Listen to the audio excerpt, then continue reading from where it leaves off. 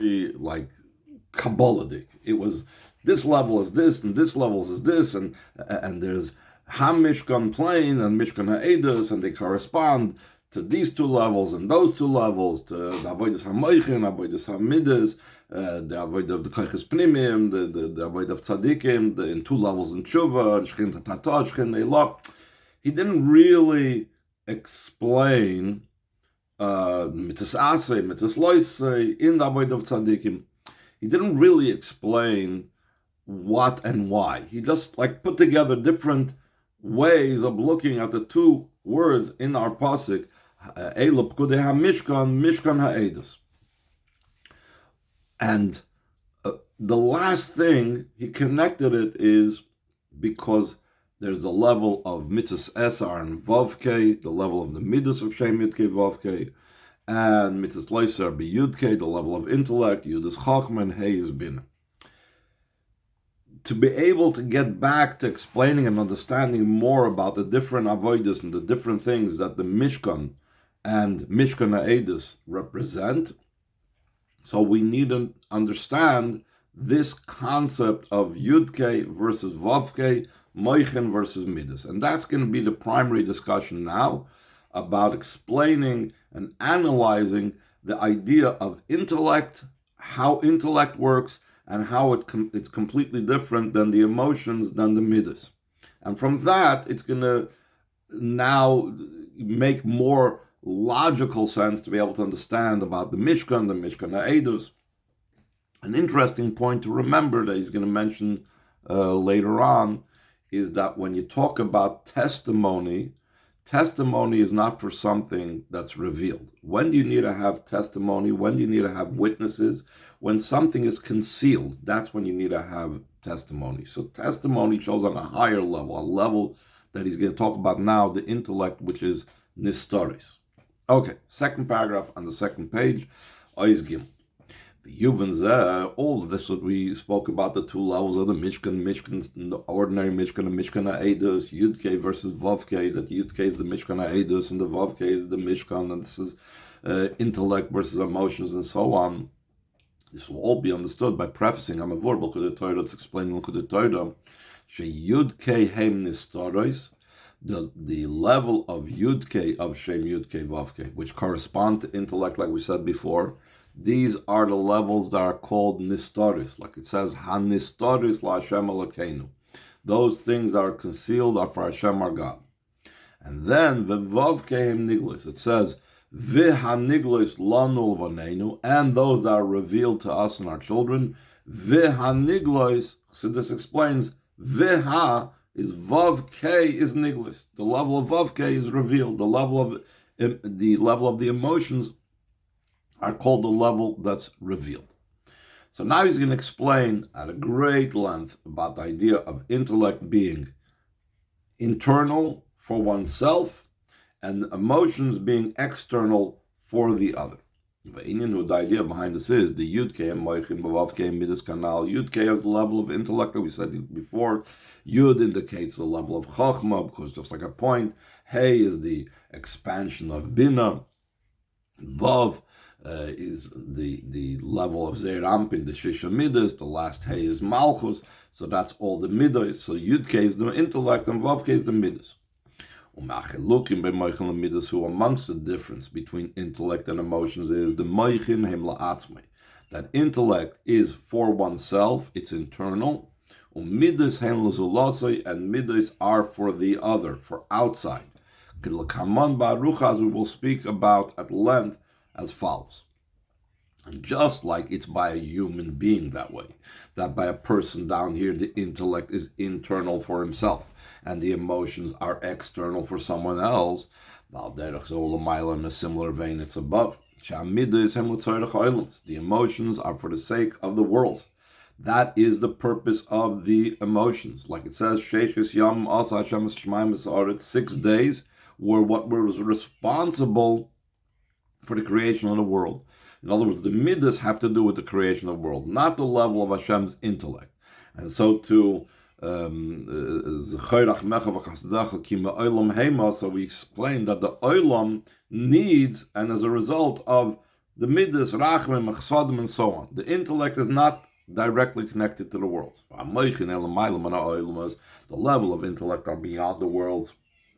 Like it says, alefcha chachma, alefcha bina, that alpayim shana kadma Torah lo'ilam chachma bina, which is the level of Torah, is 2,000 years, in other words, 2,000 levels beyond and above the world. So intellect by Hashem is also above the world, just like by us, intellect is removed from the other, it's internal. For this reason, the emotions are in a state of revelation to another. That's why they are called niglos, revealed. The intellect is concealed from another, nistaris. That is what it means, concealed. That's what's the hell.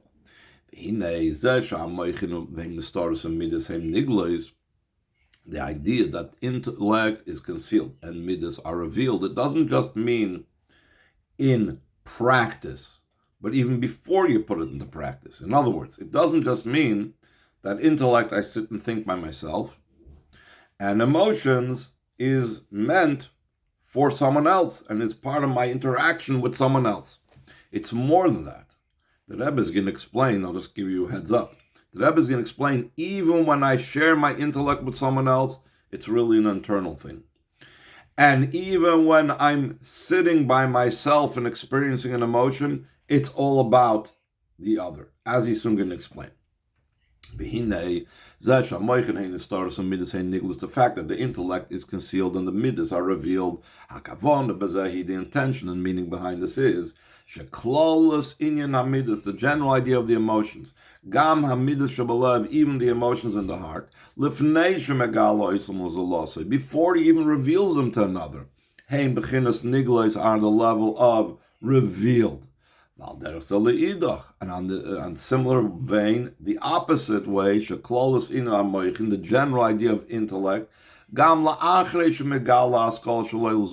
even once he revealed it, his idea to another, it's still being that it's part of the world of intellect, it's considered concealed, as the Rebbe will explain. The idea behind this statement that we just now said. The idea that emotions are connected and associated with another. It's not just concerning the action of the midas, which is about sharing and experiencing a relationship with someone else or something else. It's also concerning the emotions as they are themselves, as he's going to explain. For example, the midah of kindness. The idea of the midah of kindness is to do good to another. That's what kindness is. There's no kindness internal. Without another person, the whole idea of kindness doesn't apply, because kindness by its very definition means you are being kind to someone else. A person cannot be kind to themselves. That's not the definition of the word kindness, even though some people like to use that term, but that's not the meaning of chesed. And though it's explained in many places of Chassidus, the fact that it's impossible for the midas to exist without another, it's specifically concerning the effect, the function of the midas. You cannot do kindness unless you have another individual to be kind to. Masha'enkin is midas, as opposed to becoming inspired to do kindness, the desire to do kindness, even without being inspired, just the very nature of the midah being there as part of my spiritual makeup, actually is gambalizulas. It's possible to be without another. And the classic example, how we know that you could have isayris hamidas, the inspiration of the midas, even without someone else to practice the midah on, to benefit from your midah. For example, Avram Avinu, he was in pain. He was sitting by the doorway of his tent that the Hashem had prevented guests from bothering him, so he should be able to recover. He was from his bris milah, but Avram Avinu was in pain that he didn't have any guests. The fact that he was in pain, that means that he so much wanted to be able to do kindness. Some people are not that way. Some people do not have a desire to do kindness, but if an opportunity happens, a poor person knocks on his door and says, I'm hungry, he'll give it to him. But Avram Avinu was of a totally different type of kindness that wasn't always full-blown and desiring to do it. The reason why he was suffering, because he did not have the opportunity to be able to do kindness, was it's because the emotion of chesed was by him fully awakened, even though he did not have another to do it with. So the Rebbe is challenging himself. How do I say that a midah is something that has to do only if there's a zulas, only if there's another? Avram Avinu had the midah of chesed, the Yisodus, and the midah of chesed when there was no zulas over there. So the Rebbe says, true, but there has to be, in theory, the whole idea of a zulas. So he says in the fourth line,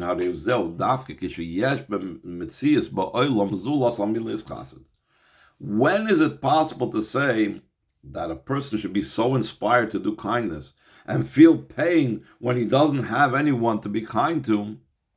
That's if there is an existence in the world. There is a concept of another. He's not all alone in the world. There's such a concept. There are other people, and therefore there's someone who to do kindness to. For example, a person would live in a world all alone. There would not be another who to give to. The midas chesed would be impossible to be by him an inspiration, an excitement to do kindness. The Rebbe gives an example in footnote 25 that even though there is possible, let's say, by love, you could love something without that thing being in your presence or available to you. It could be very far away. But it's only possible to love that thing or that person if there is an existence of that thing. You cannot love something that never existed yet. The same thing, you cannot have a yisodus of kindness if there was never a zulas. So we see that even in the emotion, in the heart, before it's actually being acted upon, it's necessary to have another. V'yisedim is even more so. Not only if there would be no people, let's say, in the whole world, no existences in the whole world to whom to be mashpia to, that wouldn't be possible to have the awakening of the midah of chesed, but the very concept of chesed wouldn't exist. In the most abstract theory, it wouldn't exist. Because the whole idea of chesed is to do kindness to another, to do good to another. So if there is no concept, there is no existence of other, so there cannot be a concept even of chesed. That is how deeply embedded in the midas, in, for example, chesed, the other is. That even deep down in the very midah itself, it can only be a midah of such a type of midah if there is someone else to be mischased to. And to add, the very fact that Avram Avinu was in pain and he was suffering because he had no one who to give chesed to, from that itself, it's obvious.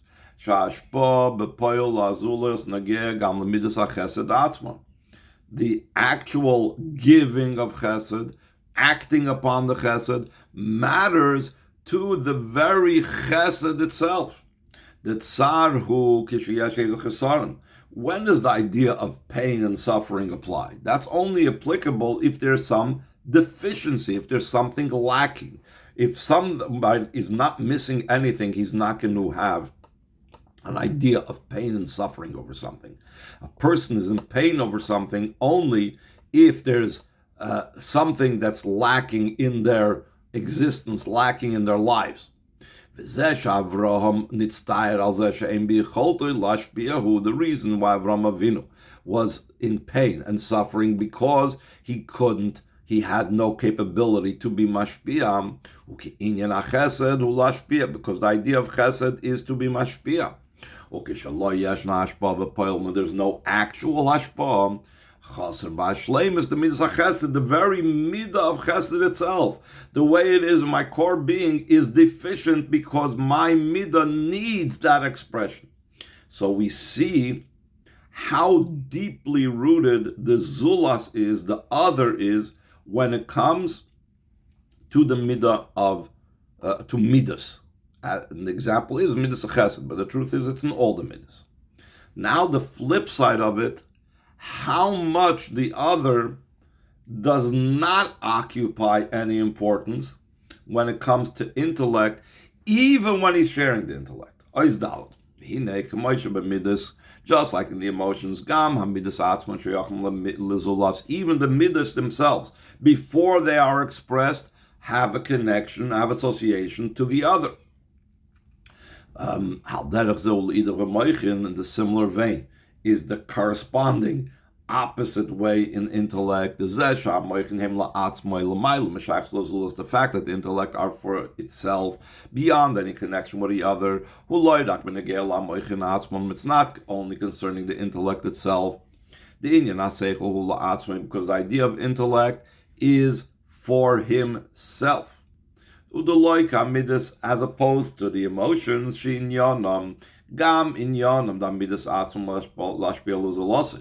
the midas' whole purpose, the midas' whole goal is to be mashpia to another. Intellect is the very opposite. The whole goal, the whole purpose, the whole focus of intellect is for himself. Not only the way the intellect is within himself, it's that way.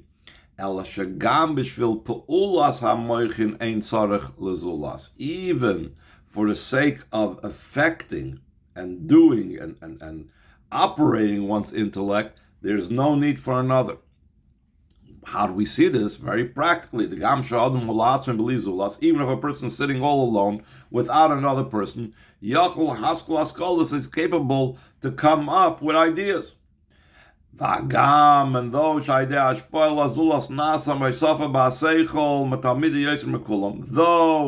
the hashpah to another, the intellect increases. Like we say, the Chazal said, a lot I've received from my teachers, more from my chaverim, and from my students, I received more than everything. In other words, so we see that the intellect does benefit from another. So he says, this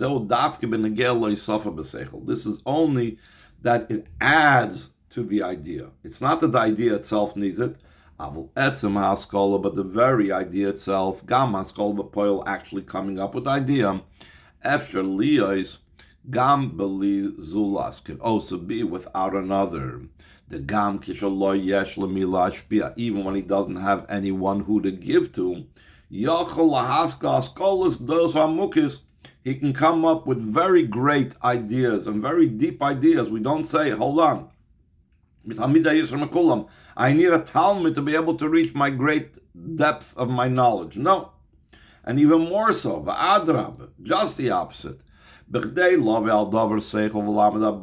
able to arrive at an idea and to be able to get it thoroughly. Not only does the other not contribute, but sometimes the other disturbs. That's why the majority of sages kept away, kept to themselves.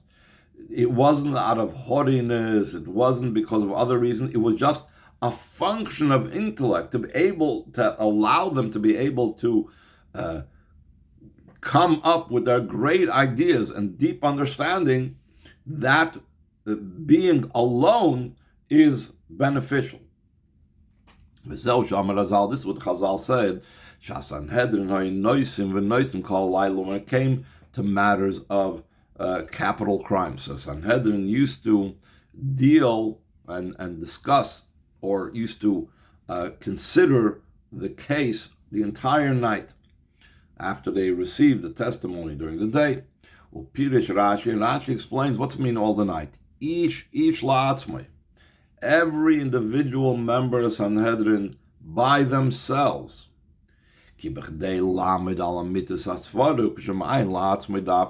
to be able to arrive at the true understanding, at the true explanation, it's when he understands it by himself, when he's examining this by himself. The Rebbe then says, but Rashi is not the only explanation of this Gemara. There is an alternate explanation of what they did all that night. V'gam l'pirush Rambam, even according to the explanation of the Rambam.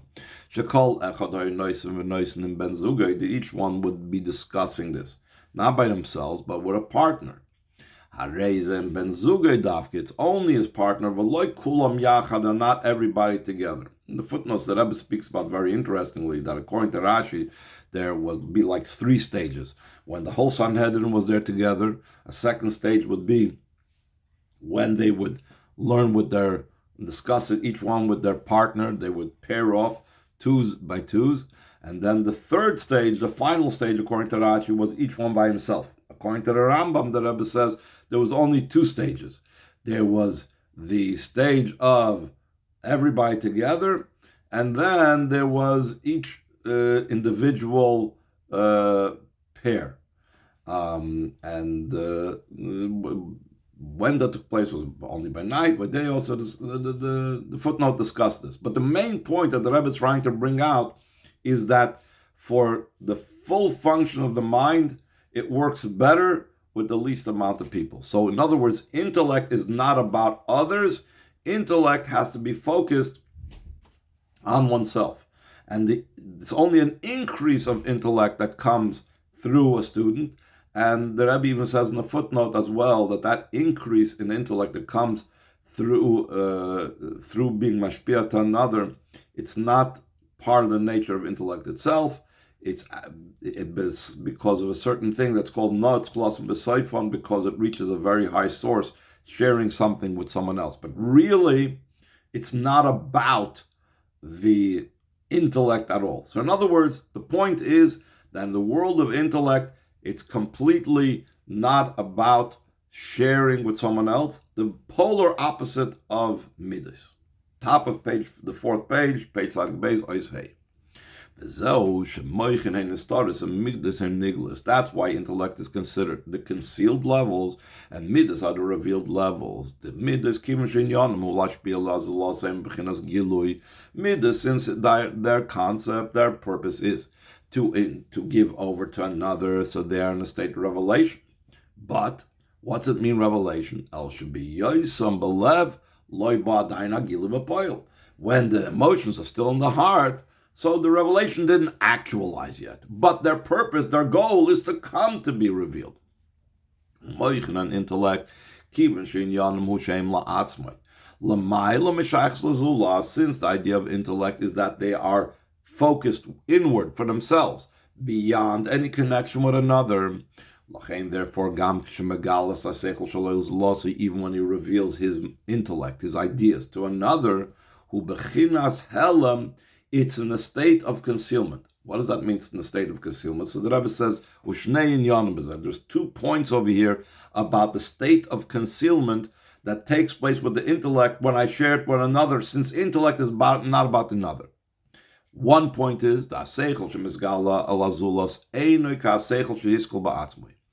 idea, when I explain an idea to someone else that I had, it's not going to be the same. It's already, if you will, watered down, not the way it is by myself. Like it's explained in a different place. How does the intellect being shared with another? It comes through the intermediary of the emotions. Therefore, that itself lessens the power of the idea. So the idea, the way it's by me, still remains concealed from the person I'm sharing it with. He's not getting that intellect by me, so the intellect remains concealed. Comes out that the essence of the intellect itself, the idea at its core, the way it's on its own, remains concealed. Another 4 lines. Another idea behind this. Even that part of the idea that I am sharing with the other. The reason why that part of my idea is becoming revealed is not because this part is about revelation, that part is about concealment. Not that way. The general idea of intellect, even the level of intellect that becomes revealed to another, is internal.